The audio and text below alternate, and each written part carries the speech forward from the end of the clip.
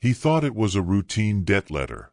His name, address, even the last 4 digits of his credit card, all correct. The letter said he owed $4,900. But here's the twist. He didn't owe a single cent. David Green had always been the kind of man people could rely on. For 40 years, he taught high school history in a small Ohio town.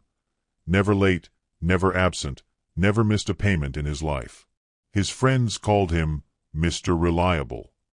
He balanced every checkbook by hand, still kept his bills in neat paper folders, and believed that if you followed the rules, life would take care of you.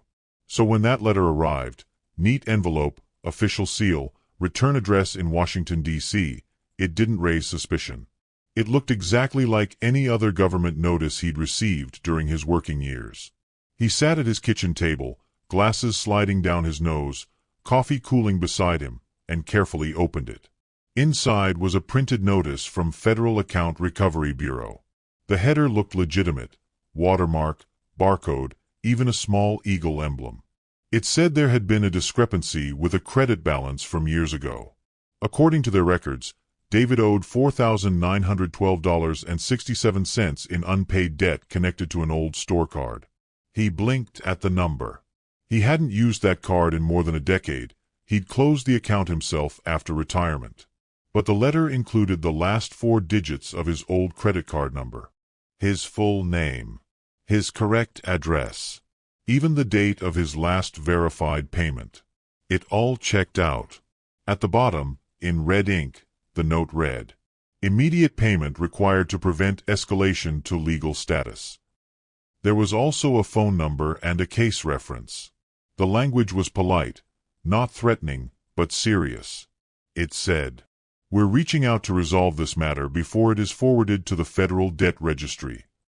David didn't panic. He simply sighed, pushed his glasses back up, and told himself mistakes happen. He'd call them in the morning, clear it up, and go back to watching his favorite evening show. The next day, at 10:15 a.m., he dialed the number. A woman's voice answered, soft, professional, almost comforting. "Good morning. Federal Account Recovery. This is Sarah. How can I help you today?" David read her the case number. She pulled up his file right away. "Yes, Mr. Green," she said. "I see it here. This is a minor discrepancy from 2013. It seems your balance was sold to us after a systems migration error. It's not your fault. These things happen often. But you'll want to clear it soon before it accrues federal penalties." She sounded patient, not pushy. Every time he asked a question, she had a confident, practiced answer. He asked if this was a scam. She chuckled softly. "Oh, I understand, sir. We get that a lot. You're free to verify us online. You'll see we're registered as a partner bureau for federal accounts."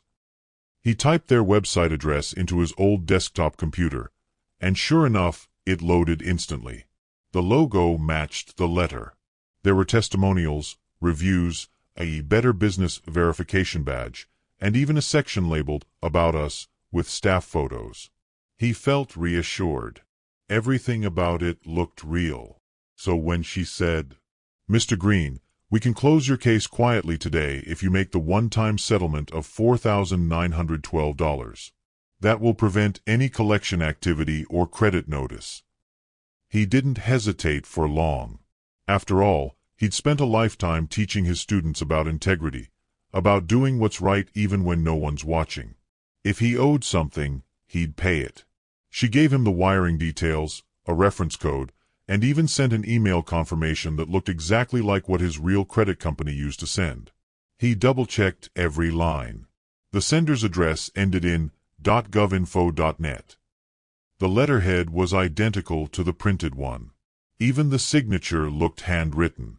He transferred the money before noon.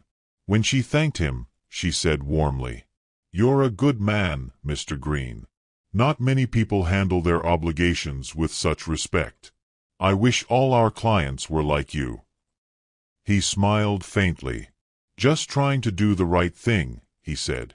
When the call ended, he leaned back in his chair, feeling oddly relieved. It was handled. One less thing to worry about.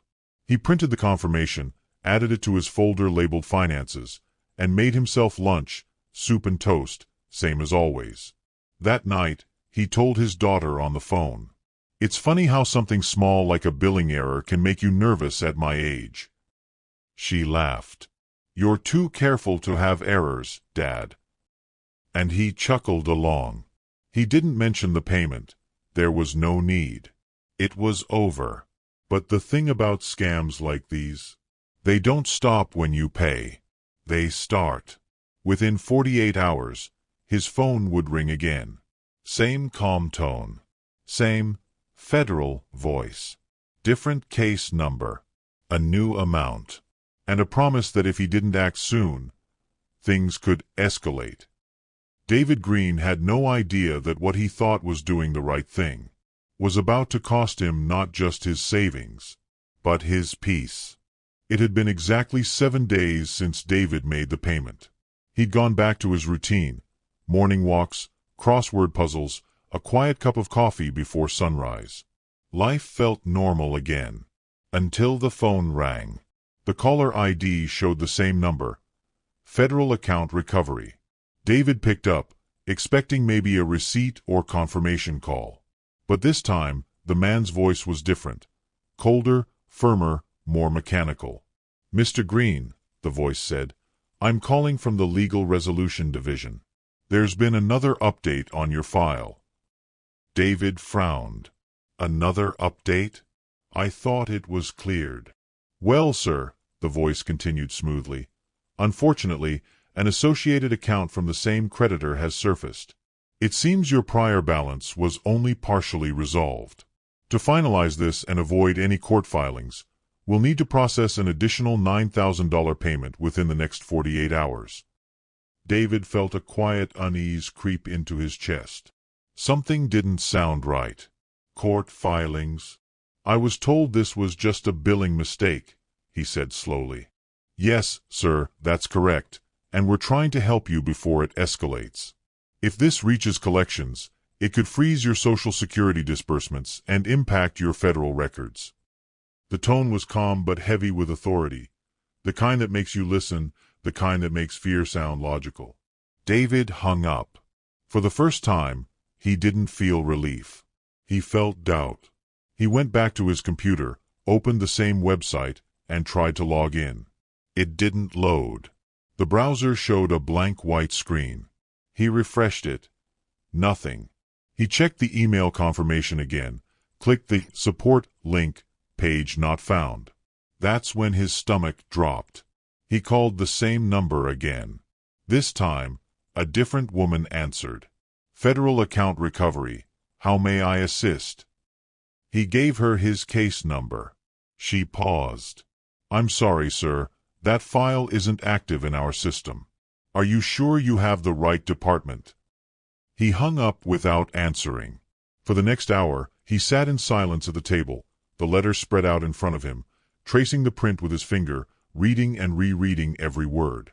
Everything looked so real. The barcode, the watermark, the verified seal. He felt foolish even doubting it. But something inside him wouldn't rest. So he decided to drive to his local bank branch, the same one he'd been with for 30 years. He waited in line, letter in hand, until it was his turn. The branch manager, Angela, greeted him with a smile. She'd known him for years. "Morning, Mr. Green. What can I do for you today?" He slid the letter across the counter. "Angela, could you take a look at this? I made a wire transfer to this company last week. Something about it doesn't feel right anymore." Her smile faded. She read the letter slowly, then asked for the account details. She pulled up the transfer record on her screen, her brow furrowed deeper with every second. "David, this account number you sent money to, it's flagged." "Flagged? What does that mean?" "It's linked to multiple fraud alerts. We've seen this before." She turned the monitor slightly toward him. The screen showed a list of warnings. High-risk account, reported scam activity, associated with false debt recovery entities. She looked up, voice gentler now. "Mr. Green, this company doesn't exist. You've been scammed." The words hit him like a physical blow. For a moment, he didn't say anything. He just stared at the letter, this neat, professional piece of paper that had tricked him so easily. He tried to laugh, but his throat caught. "I double-checked everything. The names, the address, even the website." Angela nodded sympathetically. "They're getting smarter. They buy stolen data from the dark web, full names, real card numbers, old credit histories, and use it to build fake agencies. They make you believe it's your fault, so you pay quickly and quietly." David sank into the chair beside the counter. The floor felt unsteady beneath him. "All that time," he murmured, "I thought I was being responsible. I thought I was fixing a mistake." She placed a hand on his shoulder. "You're not alone. They target people like you, people who still believe in honesty." As she spoke, his mind replayed every small moment, the friendly tone of Sarah, the official-looking website, the comforting way she'd said, "You're a good man, Mr. Green." It all felt personal, real. And that was the cruelest part. It wasn't random. They knew exactly who he was. They had stolen not just his information, but his instincts. By the time he left the bank, the sun had already set. He drove home without turning on the radio, the hum of the tires the only sound. At every red light, he kept glancing at his phone, half expecting it to ring again. That night, he couldn't sleep. He opened his drawer, pulled out old receipts, tax forms, and statements, looking for other mistakes, other traps.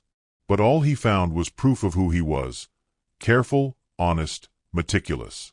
And that realization hurt the most, because that very honesty was the weapon they'd used against him. He sat there until dawn, the letter beside his cold cup of coffee, whispering to himself the question that would haunt him for years. How can something so fake feel so real? When the truth finally sank in, David didn't cry. He just sat there, still, quiet, staring at the empty space on his desk where that letter used to be. The paper was gone now, shredded, but the weight of it still pressed down on him like a ghost that refused to leave. The next morning, his daughter called. "Dad, everything okay? You sound different." He hesitated. His throat tightened. "Oh, I'm fine, sweetheart," he said softly. But he wasn't. For the first time in his life, David didn't trust his own instincts. He'd built his whole identity on being careful, the man who read fine print, the man who double-checked receipts, the man who knew better. And yet somehow these strangers, these voices, had fooled him completely. He unplugged his home phone that afternoon. He couldn't bear to hear it ring anymore. Every time it did, his stomach twisted. What if it was them again? What if they found another number, another story? The sound that once connected him to family now only reminded him of deceit. He stopped checking his email, too. Every notification felt like another trap. He told his daughter he'd just been busy, but the truth was he was avoiding the world. Avoiding every possibility of hearing another smooth voice telling him what to do, where to pay, who to trust. Days turned into weeks. The house grew quieter. The TV stayed off most evenings. He'd sit by the window, watching the same stretch of neighborhood street he'd lived on for 30 years, and wonder how something so small, a single phone call, could rearrange everything he believed about people. Once, he'd been the man everyone went to for advice. Steady, logical, unshakable. Now, he felt fragile in ways he didn't understand. He started shredding everything that came in the mail. Bills, ads, letters from insurance companies. Even legitimate ones. It didn't matter. The sight of an envelope made his hands tremble. His daughter came by one weekend with groceries. She found the kitchen table covered in confetti-like paper scraps. "Dad, what's all this?" He looked up, startled, as though she'd caught him doing something wrong. "Just making sure no one uses my name again," he murmured. She wanted to help, but what could she do? You can't rebuild trust for someone else. The FBI later confirmed what the bank manager had already told him. The scam wasn't small. It was part of a massive operation. Multiple states, fake companies, and hundreds of victims. More than $27 million stolen from retirees across the country. Some people lost their entire pensions. Some, their homes. Some, even their health. From stress, from heartbreak, from the sheer humiliation of realizing they'd been manipulated by voices that sounded so nice. David's loss, $4,912, seemed small compared to that, but to him it wasn't about the number. It was the meaning behind it. That money represented his safety net, his cushion, the thing that made him feel secure after decades of working and saving and planning. Without it, the world suddenly felt unstable, unpredictable, and that was a feeling he couldn't shake. He stopped answering the door. Neighbors would knock, wondering if he was okay, but he stayed quiet behind the curtain. He told himself he was just tired. But really, he was afraid of being seen, afraid of the look in their eyes when they found out what had happened. Because in his generation, being scammed wasn't just about losing money. It was about losing face. It meant you'd failed to see through a lie. Late at night, he'd sit in his recliner with the lamp off, listening to the hum of the refrigerator, and think about the words that woman had said to him. "You're a good man, Mr. Green." It echoed in his head like a cruel punchline. He whispered to himself, "If being good means being naive, maybe I'd rather not be good anymore." That was the worst part. Realizing that honesty, the very thing he'd taught his students to value, was what made him vulnerable. He'd spent 40 years teaching kids to trust the system, the government, the letters, the officials, and now he wasn't sure any of it was real. He started keeping his wallet locked in a drawer.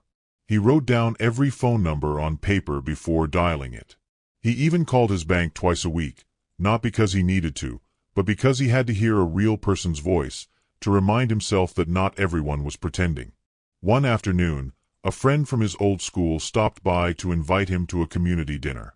He smiled politely but declined. "I'm fine," he said. "Just not in the mood for people." After she left, he sat at the table for a long time.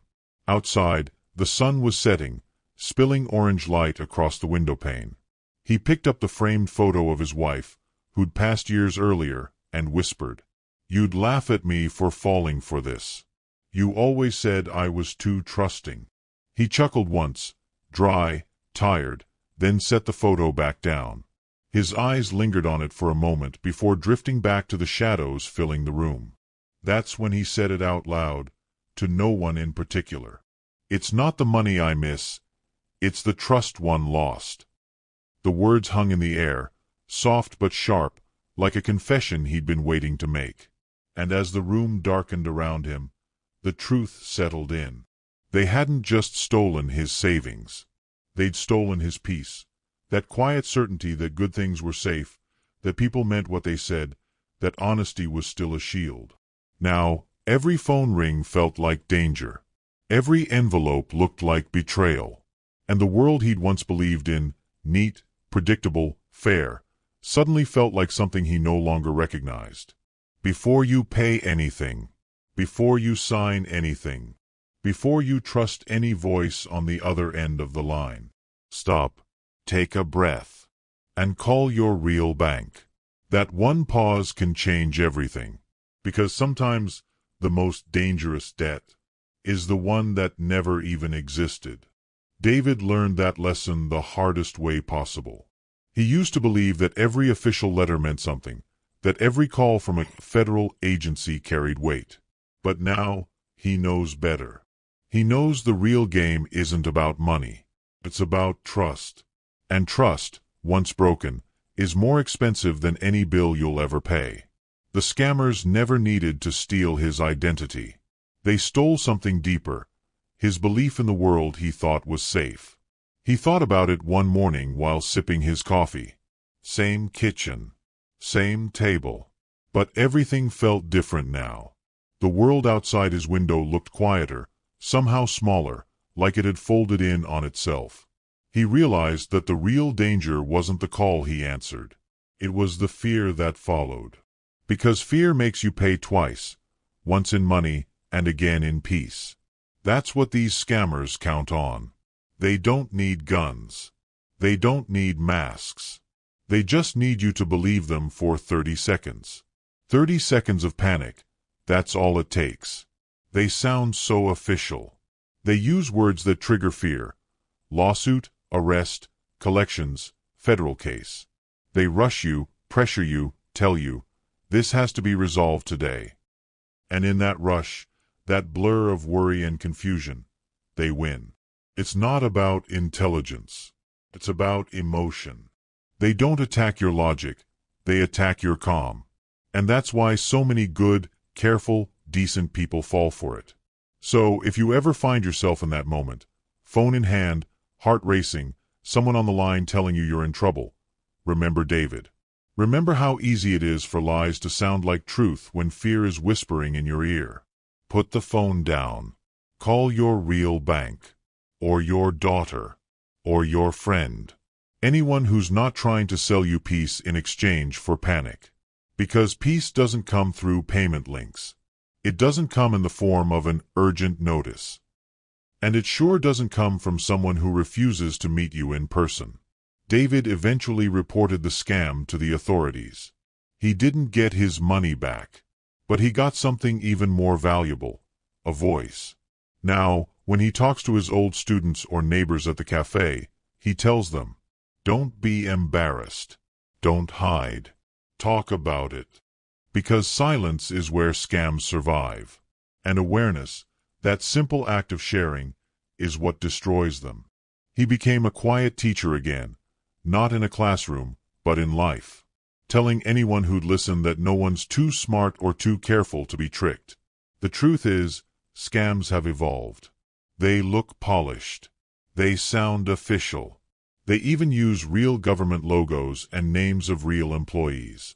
But behind every professional-sounding voice is the same intention, to take what's yours and disappear. So, how do you protect yourself? Not with stronger passwords.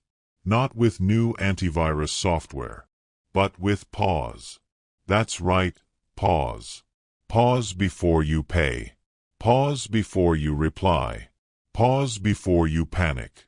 Because in that pause, that quiet moment where your fear meets your reason, you reclaim control. David says that's the hardest part. When your phone rings and the voice sounds so calm, so convincing, your first instinct is to fix it. You want the problem gone. You want peace restored. That's what makes you human. And that's what makes you a target. But here's the truth. Peace isn't something anyone can sell you. It's something you protect. By saying no, by asking questions, by verifying before you believe. David keeps a small note taped near his phone now. It says just 3 words. Stop. Verify. Breathe. He laughs when he tells people about it. Seems silly, right? But it saved me more than once. Because sometimes, scams don't come once. They circle back, months later.